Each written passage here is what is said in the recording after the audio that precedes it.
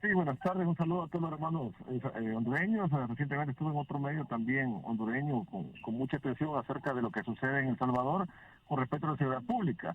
Pues bien, por cuestión de tiempo tendría que sintetizarse bastante y no hablar quizás de gobiernos anteriores, porque yo creo que lo que no deben de replicar en Honduras es lo que se hizo en el pasado aquí en El Salvador, cuando se habla de pena de muerte, cuando se habla de cadena perpetua, en el sentido básicamente de ganar cuestión mediática, apoyo mediático. Los cambios deben ser un poco más sustanciales, como lo ha hecho el presidente actual en El Salvador, Nayib Bukele.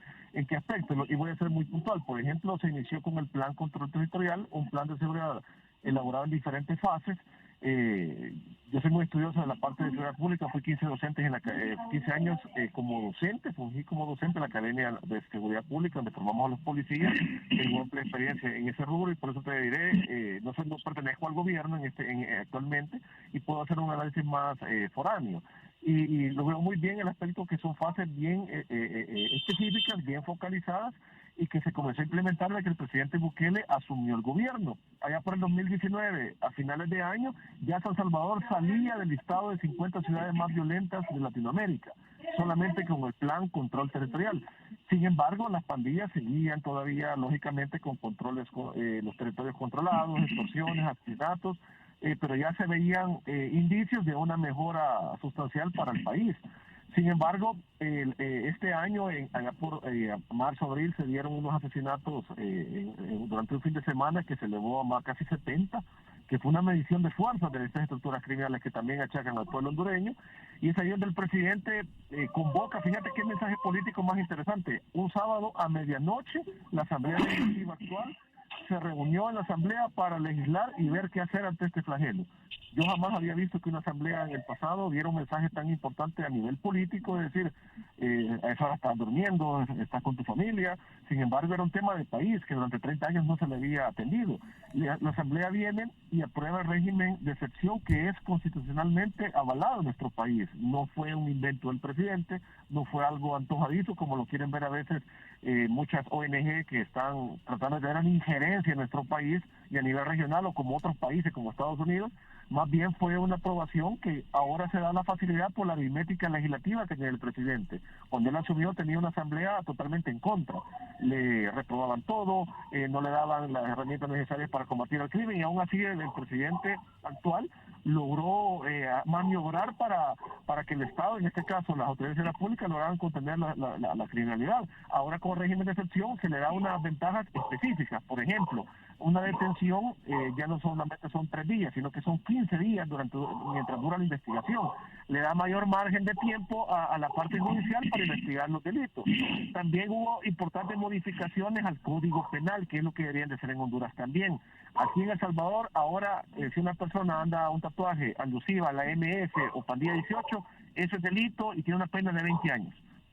Sí, Pues llegado a tal grado que aquí los pandilleros se queman el cuerpo intentando borrarse los tatuajes. Yo jamás había visto eso en El Salvador. De momento que es delito, ya les impiden salir a la calle. Antes, en Honduras, me imagino que pasa, puede andar un pandillero tatuado, lo detiene la autoridad, pero no lo puede condenar la parte judicial porque no es delito andar tatuado alusivo a estructuras criminales en Honduras, me explico. sí. Esas modificaciones han sustentado muchísimo lo que está haciendo la seguridad pública. También el régimen de excepción permite lograr ejercer escuchas telefónicas para desbaratar a los criminales sin necesidad de orden judicial. Es decir, se le da mayor celeridad a los procesos.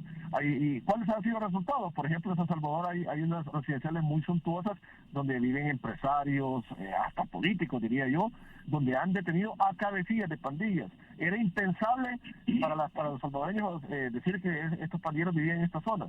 Básicamente había logrado una estructura, una jerarquización tan grande de robustez económica que han logrado comprar propiedades en viviendas de esta índole. Sin embargo, fueron desarticuladas gracias a esas prerrogativas que da el régimen de excepción. Por eso, lamentablemente, cuando la posición política en el país, al verse limitada en una debacle que no logra nuevamente resurgir, y lo dicen las encuestas, no solamente lo digo yo, básicamente buscan delegitimar diciendo que se están deteniendo inocentes, que se violentan los derechos humanos, lo cual no es cierto.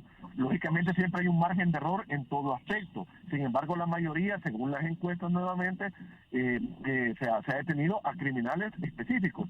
¿Y dónde se puede reflejar? Las extorsiones han disminuido considerablemente y quizás el rubro los más afectados en El Salvador era el sector transporte. Estoy hablando que anualmente pagaban de 15 millones de dólares, 18 millones anualmente. Allá por septiembre el gremio de transporte dio un dato interesante que el 90% de las extorsiones han disminuido. Y así se han hecho diferentes encuestas y la población está feliz. Y te lo diré que la última encuesta, creo que fue la disruptiva, a inicios de noviembre, da una aprobación total al régimen de excepción nuevamente. Es decir, mira, la seguridad pública es la piedra angular de la economía de los países, y si Honduras no logra neutralizar este flagelo, no va a poder crecer económicamente. Ya si nos vamos al plano económico en El Salvador, los mismos gremiales empresariales han dicho que el sector industria está creciendo en El Salvador desde el año pasado, y esto gracias al combate al crimen. Y mira qué interesante, yo le hacía una observación, un análisis al otro medio hondureño el día martes, que ustedes deben de ponerle mucha atención, porque los pandilleros que ya no tienen margen de operatividad criminal en El Salvador se están migrando a Honduras y a Guatemala, y según la inteligencia policial están aliándose con sectores del narcotráfico. Es decir, que si Honduras y Guatemala no ponen a trabajar realmente a los funcionarios de seguridad pública para atender este flagelo, se les puede complicar aún más en los países vecinos. Sí. Y se van a reconfigurar, porque aquí ya no van a tener margen de acción, ya no lo tienen. Siempre hemos establecido que las maras y pandillas, ellos lo que ejercen es una guerra de baja intensidad, así se le conoce, diferente a la guerrilla que tuvo El Salvador en los años 80, que ellos buscan derrocar al gobierno central. En las guerras de baja intensidad no se busca eso, sino que ellos conviven con el Estado. Y así lo hacían durante muchos años. Por ejemplo, a través del dinero de la extorsión, lo mismo sucede en Honduras. Básicamente ellos compran negocios, abren negocios con dinero ilícito, y ahí hacen el mismo lavado de dinero. A ellos les beneficia convivir con el Estado. Y aquí debe de haber un acompañamiento tanto con empresarios, la Cámara Legislativa y el mismo Poder Judicial. Este fue el éxito en El Salvador, que todos estos grupos se asociaron y se fueron en esta lucha contra las maras y pandillas. Sí, otro factor clave que ha hecho el presidente, por ejemplo, primero fue a nivel gubernamental. La Policía Nacional Civil, la Fuerza Armada, la Fiscalía General de la República y el Ministerio de Justicia, esas 4 instituciones no trabajan de forma aislada, sino que se le ha denominado el Gabinete de Seguridad Ampliado, y ahora ves trabajando de forma sistemática, articuladamente, con un objetivo en común, que es neutralizar al crimen. Porque mira, algo muy importante que a veces se dice mal: el crimen, la delincuencia nunca se va a eliminar, se neutraliza. Hay que diferenciar ese término.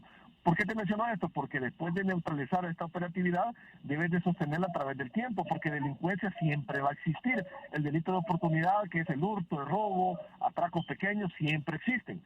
Podemos ver el ejemplo de Estados Unidos. Lamentablemente, hace poco hubo esta semana un tiroteo en Walmart. Es violencia, llamémosle común, que básicamente es difícil de prevenir. Sin embargo, la reconfiguración de estas estructuras criminales que le hacen mucho daño al país es la que sí no debemos de permitir que nuevamente se vuelvan a robustecer. Y eso es lo que busca el régimen de excepción en El Salvador. Te lo simplifico de esta manera: el régimen de excepción vino a darle una aceleración a lo que ya se estaba haciendo con el plan control territorial. Esa ha sido una ventaja. Y lógicamente el sector empresarial se ha aliado en el aspecto de sí, bueno, no sé si nos puede guardar unos minutos, Luis, para escuchar a nosotros, a nuestros invitados también que tenemos